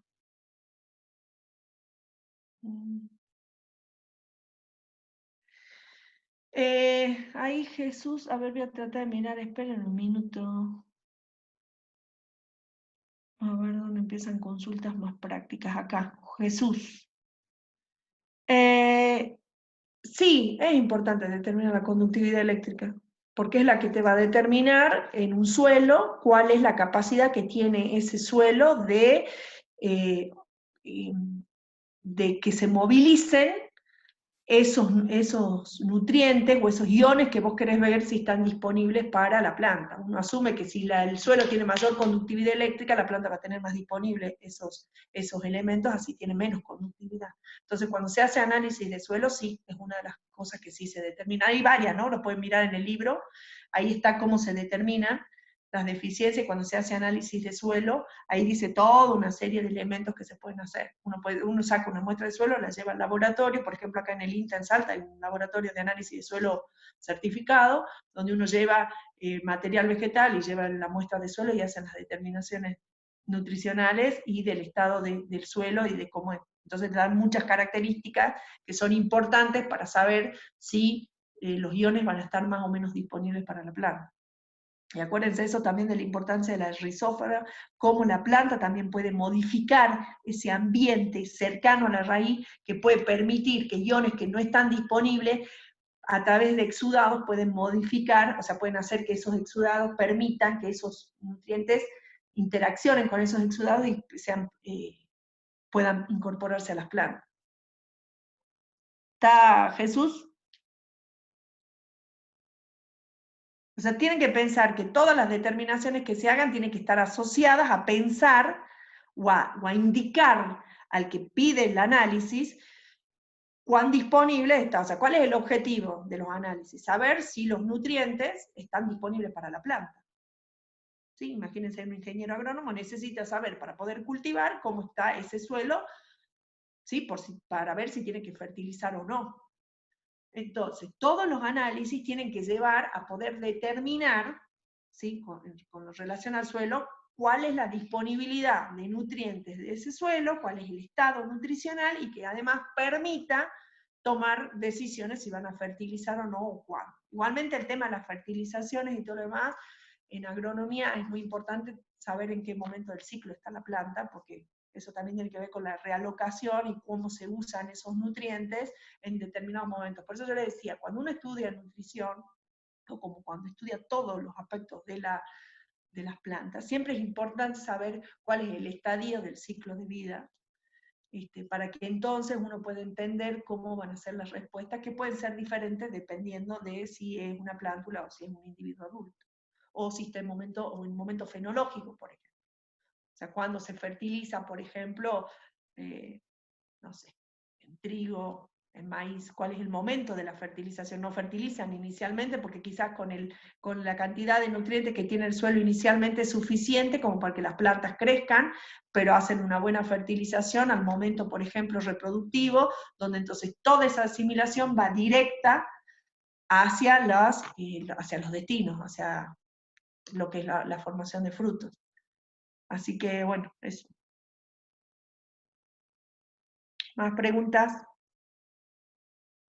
Igual acuérdense que lo que vamos a ir haciendo es el miércoles, yo voy a estar de 3 a 4, antes del práctico. Ahí ya tienen que tener subido el Zoom, porque me lo pasaron ayer, y ya se lo pasé a la profesora Cris para que lo suba en las aulas. Podemos hacer todo lo que sean dudas de agua, y bueno, los que hayan avanzado con esto de nutrición también. A ver.